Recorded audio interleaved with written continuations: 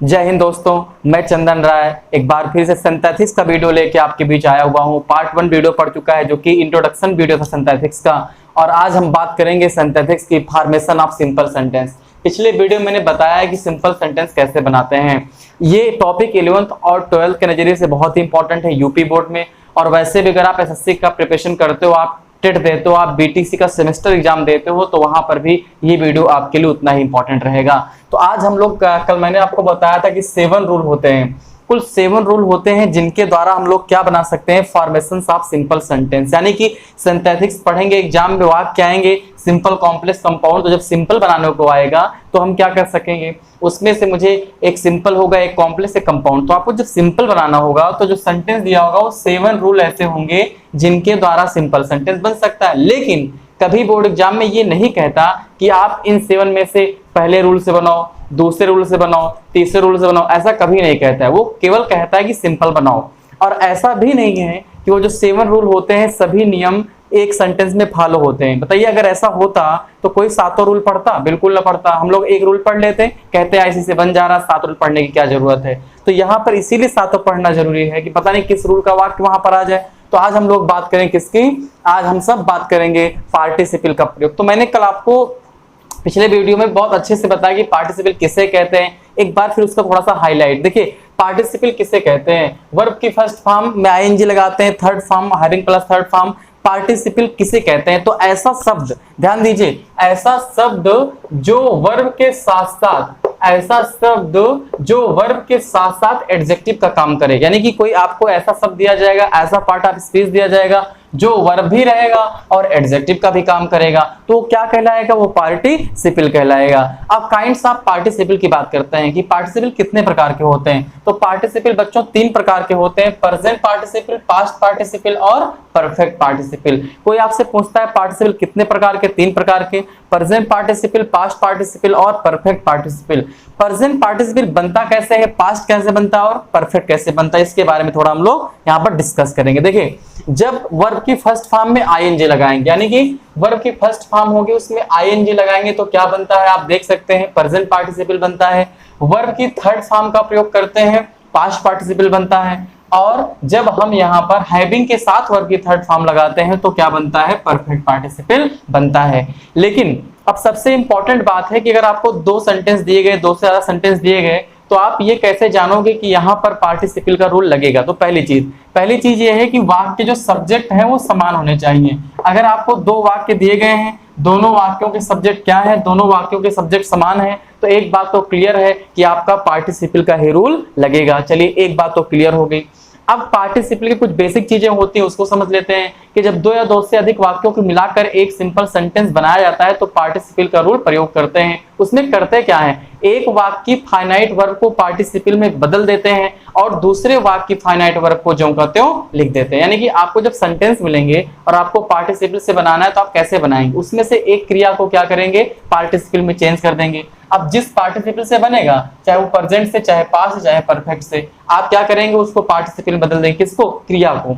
और जो दूसरी क्रिया होगी उसको जो कहते हो वैसे ही लिख देंगे। अब यहाँ एक बड़ा प्रश्न ये उठता है कि हम कैसे जानेंगे कि कोई सेंटेंस अगर आपको मैंने दे दिया तो इसमें प्रेजेंट लगेगा कि पास्ट लगेगा कि परफेक्ट लगेगा। भाई ऐसा तो नहीं तीनों लग जाएंगे, इसका अलग रूल है, इसका अलग रूल है। तो ये कैसे जानेंगे कि यहाँ पर प्रेजेंट का उपयोग होगा, ये कैसे जानेंगे कि पास्ट का होगा या परफेक्ट का होगा। तो इसकी भी एक ट्रिक होती है, इसको ध्यान से आप लोग नोट कर लीजिए कि अगर हमको ये जानना हो कि प्रेजेंट पार्टिसिपल का यूज होगा कि पास्ट का, ये परफेक्ट का, तो पहले हम लोग डिटेलिंग पढ़ लेते हैं। किसके बारे में? केवल और केवल प्रेजेंट पार्टिसिपल के बारे में पढ़ेंगे, इसका पूरा डिटेल पढ़ेंगे, क्योंकि कुछ भी आ सकता है एग्जाम में। तो प्रेजेंट के बारे में थोड़ा समझते हैं, मैं बोलता जाऊंगा, आप नोट करते हुए जाएंगे। आप लोग नोट जरूर बना लीजिएगा क्योंकि आपके बहुत काम आने वाला है वीडियो। देखिए, ध्यान सुनिएगा कि वर्ब की फर्स्ट फॉर्म में आईएनजी लगाने से प्रेजेंट पार्टिसिपल बनता है। हिंदी में अर्थ निकालने पर किससे अर्थ निकलता है? हुए या करके से निकलता है। इसका मतलब क्या है? इसका मतलब यह है कि जब आप पार्टिसिपल बनाओगे प्रेजेंट और जब उस वाक्य का हिंदी में अर्थ निकालोगे ना, तो या तो हुए से निकलेगा या तो करके से निकलेगा। पहली चीज तो कि वर्ब की फर्स्ट फॉर्म में आईएनजी जोड़ने से प्रेजेंट पार्टिसिपल बनता है, हिंदी में अर्थ निकालने पर हुए या करके से होकर निकलता है। अच्छा, प्रेजेंट पार्टिसिपल का प्रयोग कब करेंगे? कर्ता समान होगा, इस बात को और ध्यान रखिएगा। कर्ता जो है क्या होंगे? वो समान होंगे। हिंदी में अर्थ निकालने पर हुए या करके से अर्थ निकलता है और क्या होता है, दो काम साथ साथ होते हैं। प्रेजेंट पार्टिसिपल की खास बात क्या होती है, जो काम होंगे वो साथ साथ होंगे। साथ साथ का मतलब क्या है, ऐसा मत समझना देखो कभी कोई काम साथ साथ तो हो नहीं सकता। यहाँ इसका कहने का तात्पर्य है कि एक काम जैसे समाप्त होगा उसके तुरंत बाद क्या होगा, दूसरा काम शुरू हो जाएगा, और जो दूसरा काम होता है वो पहले काम का परिणाम होता है। तो एक बार फिर से इसमें लिखिएगा आप लोग कि वर्ब की फर्स्ट फॉर्म में आईएनजी लगाने से प्रेजेंट पार्टिसिपल बनता है। हिंदी में अर्थ निकालने पर हुए या करके से होकर निकलता है। दो काम साथ साथ होते हैं। प्रायः जो दूसरा कार्य होता है वो पहले कार्य का परिणाम होता है। और 90% ऐसे वाक्यों में आपको सब्जेक्ट क्या मिलेंगे, सब्जेक्ट इक्वल मिलेंगे, सब्जेक्ट में कोई डिफरेंट नहीं होगा। तो मैंने कुछ एग्जाम्पल यहाँ पर लिख रखे हैं, इसको ध्यान से समझते हैं क्योंकि बिना एग्जाम्पल के तो प्रॉब्लम आपको होने वाली है। एग्जाम्पल पढ़ेंगे तो बेहतर समझ सकते हैं। आई रीच्ड होम, मैं घर पहुंचा। आई रीच्ड होम, मैं घर पहुंचा। आई टुक ऑफ माई क्लॉथ, मैंने अपने कपड़े उतारे। आई रीच्ड होम, मैं अपने घर पहुंचा। आई टुक ऑफ माई क्लॉथ, मैंने अपने कपड़े उतारे। ये सेंटेंस मैंने आपको दे दिया और हमने ब्रैकेट में लिख दिया ऐसे कि इसको क्या बनाना है आपको, इसको आपको बनाना है सिंपल सेंटेंस। अब भाई देखो ये कभी नहीं कहेंगे आपसे कि इसको पार्टिसिपल नियम से बनाओ, मैंने सिंपल सेंटेंस आपको कह दिया। अब आपने देखा कि पहले सेंटेंस में सब्जेक्ट क्या है, आई है, दूसरे में सब्जेक्ट क्या है, आई है। तो आपने एक चीज देखी कि यहाँ भी सब्जेक्ट समान है, यहाँ भी सब्जेक्ट समान है। तो सर ने बताया था कि जब सब्जेक्ट समान होंगे तो पार्टिसिपल लगेगा।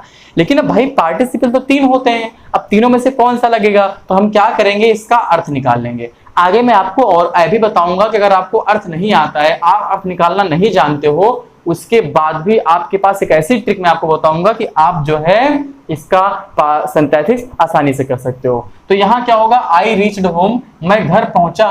आई टुक ऑफ माई क्लॉथ, मैंने अपने कपड़े उतारे। मैं घर पहुंचा, मैंने अपने कपड़े उतारे। अब बताइए इसमें क्या हुआ, आपका जो सब्जेक्ट समान है, क्या दोनों काम साथ साथ हो रहे हैं। साथ का मतलब मैंने आपको बताया कि जैसे एक काम समाप्त होगा उसके तुरंत दूसरा काम शुरू हो जाएगा। तो मैं घर पहुंचा, मैंने अपने कपड़े उतारे। तो जैसे आप घर पहुंचेंगे तुरंत अपने कपड़े उतारेंगे ना, यानी कि जैसे घर पहुंचने का काम समाप्त होगा वैसे कपड़े उतारने का काम। आप स्कूल से घर जाते हो तो क्या करते हो, आप स्कूल से घर पे अपना बैग रखे, आप अपने कपड़े तुरंत उतारेंगे। यानी कि और जो दूसरा काम होता है, ठीक है, वो पहले काम का परिणाम होता है। आपने अपने कपड़े क्यों उतारे, क्योंकि आप स्कूल से घर आ गए, आपको ड्रेस भी चेंज करना है। अब यहाँ पर एक बात तो क्लियर हो गई कि आपका ये पार्टिसिपल लगेगा और प्रेजेंट पार्टिसिपल लगेगा। नियम क्या है, मैंने बताया कि जो वर्ब होंगी इसमें दो वर्ब है, एक रीच्ड है एक टुक है। ठीक, जो वर्ब होगी उसमें क्या करना है, एक वर्ब को जो कहते हो लिख देंगे और जो दूसरा वर्ब होगा उसको क्या करेंगे, पार्टिसिपल में चेंज कर देंगे। अब जो काम पहले होगा, ध्यान दीजिएगा, जो काम पहले होगा उसी को चेंज करेंगे प्रेजेंट पार्टिसिपल में। देखिए, तो मैं घर पहुंचा, मैंने अपने कपड़े उतारे, तो पहले कौन सा काम हुआ, पहले घर पहुंचने का काम हुआ। तो पहले जो आपकी वर्ब है वो रीच्ड हुई, यानी कि पहले आप घर पहुंच रहे हो तो अपने कपड़े उतार रहे हो। तो जो काम पहले होगा उसी की वर्ब को पार्टिसिपल में चेंज करेंगे। यानी कि अब वर्ब की फर्स्ट फॉर्म में आपको आईएनजी लगाना है, तो किस वर्ब में लगाना है, जो रीच्ड लिखा गया है इसी में आपको आईएनजी लगाना है। लेकिन ये वर्ब कौन सी है, देखिए वर्ब की सेकंड फॉर्म है, तो क्या कभी सेकंड फॉर्म में आईएनजी लगेगी, नो। नियम क्या है, वर्ब की फर्स्ट फॉर्म में आईएनजी। तो सेकंड फॉर्म को पहले चेंज कर लेते हैं हम लोग फर्स्ट फॉर्म में, तो आपका क्या हो जाएगा, ये हो जाएगा रीचिंग। एक बात और, जब सब्जेक्ट दोनों के समान होते हैं, आप सिंथेसिस बनाते हो, तो ध्यान दीजिए, जिस वाक्य को, ध्यान सुनिएगा, जिस वाक्य को पार्टिसिपल में चेंज करेंगे उसका जो सब्जेक्ट होता है, उसका जो कर्ता होता है उसको हटा दिया जाता है। ठीक है, जब सब्जेक्ट समान है तो आपको दो बार कर्ता लिखने की कोई आवश्यकता नहीं है। तो क्या हो गया, रीचिंग होम, घर पहुंच के, और वाक्य को कामा से क्या करते हैं, जोड़ देते हैं। तो कामा लगा दीजिए, रीचिंग होम, घर पहुंच करके। देखिए अर्थ किससे निकला, हुए या करके से। तो घर पहुंच करके आई टुक ऑफ माई क्लॉथ, निकाल लीजिए, आपका अर्थ भी हो गया कि घर पहुंच करके मैंने अपने कपड़े उतारे। तो अगर किसी वाक्य में सिंथेसिस बनाना हो, सिंपल सेंटेंस बनाना हो, सब्जेक्ट समान हो, एक काम के तुरंत बाद दूसरा काम शुरू हो रहा है, तो वहां पर प्रेजेंट पार्टिसिपल का यूज करते हैं वर्ब के फर्स्ट फॉर्म में आईएनजी। जो काम पहले होगा उसी की वर्ब को चेंज करते हैं हम लोग पार्टिसिपल में, वो भी प्रेजेंट पार्टिसिपल में। दूसरे वाक्य को जो कहते हो लिख देते हैं, और जिस वाक्य को चेंज करते हैं पार्टिसिपल में उसका सब्जेक्ट भी रिमूव कर देते हैं। एक एग्जाम्पल मैंने आपके सामने और लिखा है, the child here the noise, बच्चे ने शोर सुना। बच्चे ने, चाइल्ड बच्चा, हियर में सुनना, second form of the verb. Noise mean शोर, बच्चे ने शोर सुना, ही वोक अप, वह जाग गया। बच्चे ने शोर सुना, वह जाग गया। अब बताइए क्या सब्जेक्ट दोनों के समान है? जी हाँ, यहाँ पर चाइल्ड, यहाँ पर ही। ऐसा मत कहिए कि सब्जेक्ट समान नहीं है। आप कहेंगे यहाँ तो चाइल्ड है, यहाँ तो ही है, कोई बात नहीं भाई। चाइल्ड वहां पर क्या है? ये आपका नाउन है, संज्ञा है। यहाँ पर ही क्या है? प्रोनाउन है। तो एक ही बात तो है भाई, मैं कहूं चाहे कि राम, चाहे मैं कहूं ही, एक ही बात तो है। तो यहाँ पर सब्जेक्ट समान है, ना कि असमान है। अब यहाँ समझने वाली बात क्या है, जब कोई प्रोनाउन सब्जेक्ट से रहता था तो क्या करते थे? हटा देते थे। लेकिन जब एक नाउन हो, एक प्रोनाउन हो, तो मान लो अगर आप उस वाक्य में चेंज करोगे जिसमें क्या हो, जिसमें नाउन हो, ठीक, लेकिन जब आप दोबारा सब्जेक्ट लिखोगे तो वही नाउन लिखोगे, ना कि प्रोनाउन लिखोगे। मैं बता देता हूं आगे। तो बच्चे ने शोर सुना, वह जाग गया। तो मान लीजिए अगर कोई बच्चा है वो शोर सुनता है, तो क्या शोर सुनने के 2-3 घंटे बाद उठेगा कि तुरंत उठेगा? आपका जवाब होगा सर तुरंत उठेगा। यानी कि एक काम जैसे समाप्त हुआ, दूसरा काम तुरंत शुरू हुआ। ठीक है, यानी कि शोर सुना, तुरंत जग गया। और सब्जेक्ट आपके क्या है? सब्जेक्ट भी आपके समान है, सब्जेक्ट भी समान है। ठीक, कार्य भी एक के बाद दूसरा हो रहा है। और जो दूसरा, वो क्यों उठा? अगर शोर सुनता ही ना तो उठता ही ना। यानी कि जो दूसरा कार्य है पहले कार्य का क्या है? रिजल्ट है, परिणाम है। तो आपको क्या करेंगे? जो वाक्य पहले है, जो वाक्य पहले, देखो अगर आप ऐसा कहे तो हो सकता है ये बात घुमा के दी जाए, वह उठ गया, उसने शोर सुना। तो ऐसा मत कहिए कि जो पहले जो बाद है, ये कहिए कि जो काम पहले हो रहा है उसकी वर्ब को हम लोग चेंज करेंगे। किसमें चेंज करेंगे? पार्टिसिपल में। तो पहले कौन सा काम हो रहा है? सुनने का। तो अब इसमें वर्ब कौन सी? हियर्ड। आपको क्या करना है? वर्ब की फर्स्ट फॉर्म में आईएनजी लगाना है। लेकिन ये तो वर्ब की सेकंड फॉर्म है, तो पहले तो इस सेकंड फॉर्म को आप चेंज कर लो फर्स्ट फॉर्म में। तो हियर्ड का फर्स्ट फॉर्म क्या होगा? इसका होगा हियर। अब इसमें लगा दो आईएनजी, तो क्या हो जाएगा? हियरिंग द नॉइज, शोर को सुनकर। और अर्थ किससे निकला? करके। तो शोर को सुनकर, कामा। अब यहाँ पर ही आपको नहीं लिखना, यहाँ पर दोनों जगह आई तक मैंने आई लिख दिया, लेकिन अब यहाँ पर ही है, वहां चाइल्ड है। तो हम लोग किसको प्रेफर करेंगे, किसको प्राथमिकता देंगे? हम लोग देंगे प्राथमिकता नाउन को। तो क्या होगा?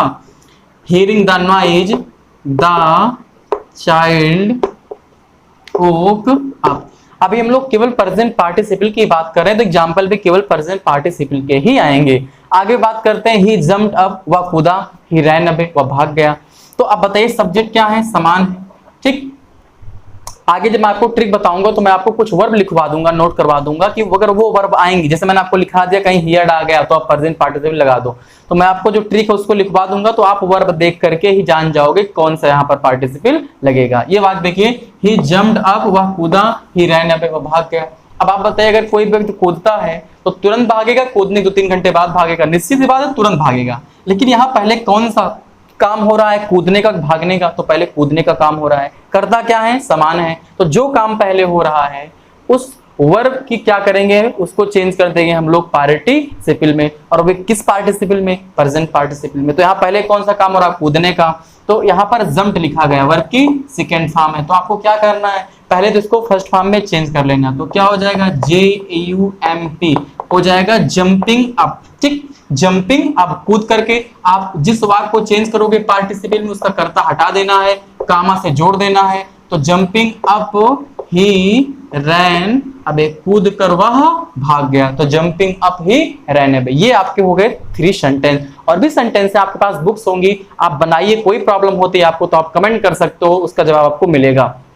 आगे बढ़ते हैं। देखिए ये तो आपके हो गए। कभी कभी ऐसे वाक्य भी पूछे जाते हैं, इसको ध्यान से समझिएगा। इसमें क्या होता है, जो इसका एक अलग सा रूल है कि इसमें आपको दोनों सब्जेक्ट समान नहीं मिलेंगे। कभी कभी क्या होता है कि दोनों वाक्यों के सब्जेक्ट समान नहीं मिलते हैं। ऐसी कंडीशन हम लोग करते क्या है? तो ऐसी कंडीशन में क्या होता है, इसका रूल क्या है कि जब, ठीक है, जब कोई आपको 2 वाक्य दिए गए हों और दूसरे वाक्य में कोई प्रेजेंट पार्टिसिपल दिया गया हो, 2 वाक्य आपको दिए गए हों और जो दूसरा वाक्य है उसमें कोई आपको प्रेजेंट पार्टिसिपल दिया गया हो और उसका संबंध वाक्य के, ठीक, ऑब्जेक्ट से, यानी कि आपको 2 वाक्य दिए जाएंगे, दूसरे वाक्य में आपको क्या दिया जाएगा? दूसरे वाक्य में आपको प्रेजेंट पार्टिसिपल दिया जाएगा। ठीक, अब कैसे पहचानेंगे प्रेजेंट पार्टिसिपल? दूसरे वाक्य में आपको कोई ऐसा वर्ब दिया हो, कोई ऐसा शब्द दिया होगा जिसके वर्ब के फर्स्ट फॉर्म में आईएनजी लगा होगा और अगर उसका संबंध पहले वाक्य के ऑब्जेक्ट से है। तो ऐसे वाक्यों को सिंथेटिक्स में बनाते समय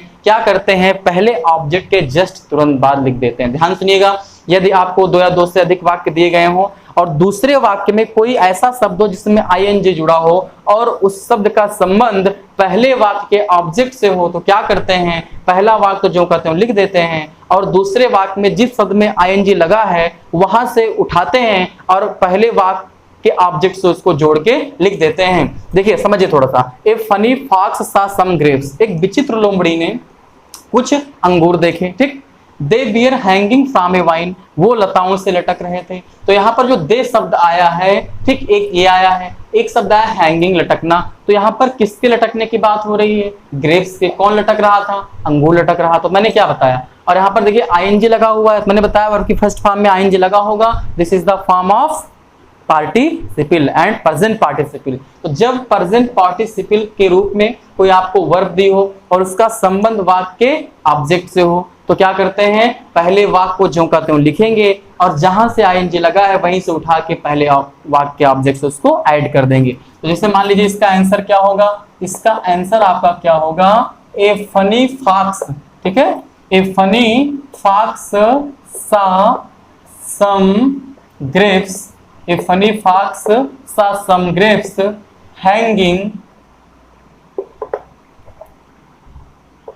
from a vine। अर्थ निकाल लीजिए कि a funny fox saw some grapes hanging from a vine, एक विचित्र लोमड़ी ने कुछ अंगूर, ठीक है, लताओं से लटकते हुए देखा। यानी कि उसने लताओं से लटकते हुए कुछ अंगूर देखा, किसने, ए फनी फॉक्स ने, ठीक। तो ये क्या हो गया आपका, देखिए फिर से रूल समझ लीजिए। अगर आपको दो वाक्य दिए गए हो, दूसरे वाक्य में कोई ऐसा वर्ब दिया गया जिसमें आईएनजी लगा हो और उसका संबंध पहले वाक्य के ऑब्जेक्ट से हो, तो क्या करते हैं, पहले वाक्य को जो कहते हो पूरा लिख देते हैं और दूसरे वाक्य में जिस शब्द में आईएनजी लगा हो उसको वहां से उठाते हैं और पहले वाक्य के ऑब्जेक्ट से उसको क्या करते हैं, कनेक्ट कर देते हैं, अर्थात जोड़ देते हैं। एक सेंटेंस और मैं आपको दिखाना चाहूंगा। आई सा ए मैन, मैंने एक व्यक्ति देखा, ही वाज स्माइलिंग, वह हंस रहा था। तो यहाँ पर देखिए स्माइलिंग शब्द आया है, आईएनजी लगा हुआ है। This is the form of present participle, no doubt about it. इसका संबंध किससे, वाक्य ऑब्जेक्ट से। आई सा ए मैन, मैंने एक व्यक्ति देखा, ही वाज स्माइलिंग, वह हंस रहा था। तो मैंने एक व्यक्ति देखा, वह हंस रहा था, तो जो हंस रहा था कौन था, वो व्यक्ति था। यानी कि इसका संबंध पहले वाक्य ऑब्जेक्ट से। तो कैसे बन जाएगा आप सब लोग बताइए, इसका हो जाएगा आई सा ए मैन स्माइलिंग। अर्थ निकालिए, मैंने एक हंसते हुए व्यक्ति को देखा। आई सा ए मैन स्माइलिंग, मैंने एक हंसते हुए व्यक्ति को देखा। तो नियम बहुत ही आसान है। यदि दो वाक्य दिए गए हों और दूसरे वाक्य में कोई आईएनजी लगा हो, उसका संबंध वाक्य के ऑब्जेक्ट से हो, तो क्या करते हैं, पहले वाक्य को जो कहते हैं लिखते हैं और दूसरे वाक्य को उसी में ऐड कर देते हैं। एक रूल और बचता आपके प्रेजेंट पार्टिसिपल का, इसको भी मैं आपको बता दूं। उसके बाद इस वीडियो को आज मैं यहाँ पर समाप्त करूंगा। और जो उम्मीद करता हूं अगर आपको वीडियो पसंद आती तो आप चैनल को जरूर सब्सक्राइब करेंगे, वीडियो को लाइक करेंगे और दोस्तों तक भी शेयर करेंगे, क्योंकि लॉकडाउन है, आप सबकी क्लासेस बंद हुई हुई हैं। तो कम से कम ऑनलाइन के माध्यम से अगर आप कुछ गेन करते हो, कुछ हासिल करते हो, देखो बच्चों घर पे बैठ के रहने से कोई फायदा नहीं है। आप मेहनत करते रहिए, पढ़ाई करते रहो, ताकि जब आपके कॉलेज खुले, आपके स्कूल खुले, तो आप उन बच्चों से बेहतर प्रदर्शन कर पाओ जो लापरवाही से घर पे बैठे हुए हैं। और लोगों को भी सचेत करो कि लापरवाही ना करें और अपनी पढ़ाई को कंटिन्यूस लॉकडाउन में भी करते रहें। देखिए एक लास्ट का रूल क्या बचा हुआ, इसके बारे में थोड़ा सा हम लोग चर्चा करेंगे। लास्ट वाला रूल ये है कि जब कोई दो वाक्य दिए गए हो, दोनों वाक्यों के सब्जेक्ट समान हो, ठीक, ये लास्ट रूल है प्रेजेंट पार्टिसिपल का। और उसमें बी की सहायक क्रिया, बी की सहायक क्रिया आप सब लोग समझते हो, is, am, are, was, were, verb भी बोलते हैं, ये होती है बी की सहायक क्रिया। तो नियम क्या है कि अगर दो वाक्य दिए गए हों, दोनों वाक्यों में, ठीक है, क्या हो, सब्जेक्ट समान हो और किसी भी वाक्य में बी की सहायक क्रिया is, am, are, was, were, इसमें से कुछ भी दिया हो और इसके साथ क्या आया हो, कोई एडजेक्टिव आया हो, तो ऐसे वाक्यों को सिंथेटिक्स बनाते समय इन शब्दों के स्थान पे, यानी कि जो बी की सहायक क्रियाएं होती हैं, इन शब्दों के स्थान पे इन शब्दों को हटा करके किसका यूज करते हैं, बीइंग का यूज करते हैं। और अगर कर्ता समान है तो जिस में बीइंग लगाएंगे उसके सब्जेक्ट को भी रिमूव कर देंगे, उसके सब्जेक्ट को भी हटा देंगे। I was hungry, I took my food. एक सेंटेंस है, I was hungry, I took my food. I was hungry, मैं भूखा था, आई took my food, I took my food. ठीक, अब यहां पर देखिए सब्जेक्ट आपके क्या है, आई है, लेकिन यहां पर दो फाइनाइट वर्ब नहीं है, ठीक, क्योंकि यहां पर ये आपका टुक वर्ब है लेकिन पहले वाक्य में कोई वर्ब ही नहीं। तो मैं भूखा था, मैंने खाना लिया। अब इस वाक्य में करना हमको क्या है कि मैंने बताया कि जब किसी वाक्य में सब्जेक्ट समान हो और उसमें बी की सहायक क्रिया is am are was were का प्रयोग हो तो क्या करते हैं, उसी is am are was were को हटा करके उसी के स्थान पे क्या जोड़ देते हैं, बीइंग जोड़ देते हैं और कर्ता भी हटा देते हैं। तो क्या हो जाएगा, ये हो जाएगा being hungry comma I took my food. तो ये हो गया आपका सेंटेंस। लेकिन मान लीजिए यहां पर वाज हो, एक बात का और विशेष ख्याल रखेंगे कि इन शब्दों के साथ एडजेक्टिव का होना बहुत जरूरी है। अगर कोई ऐसा सेंटेंस आ गया आई वाज किल्ड तो वहां पर बीइंग किल्ड नहीं होगा, उसका क्या होगा इसकी चर्चा हम अगले वीडियो में करेंगे। तो is am are was were के साथ क्या होना चाहिए, एडजेक्टिव होना चाहिए, कोई वर्ब नहीं होनी चाहिए। अगर वर्ब होगा यहाँ पर तो वाक्य पैसिव वॉइस में जाएगा तो उसका एक अलग रूल हो जाता है। तो इस वीडियो में सिर्फ इतना ही। आप घर पे बैठ के सेंटेंस भी बनाइए, एक्सरसाइज भी करते रहिए और वादे के अनुसार जब पूरा आपका ये प्रेजेंट, पास्ट और परफेक्ट तीनों समाप्त हो जाएगा तो एक्सरसाइज का एक सेपरेटली वीडियो आपको सेंड कर दिया जाएगा। और तब तक बने रहिए हमारे चैनल के साथ। वीडियो को लाइक करिए, चैनल को सब्सक्राइब करिए और दोस्तों तक भी शेयर करिए। बहुत बहुत धन्यवाद।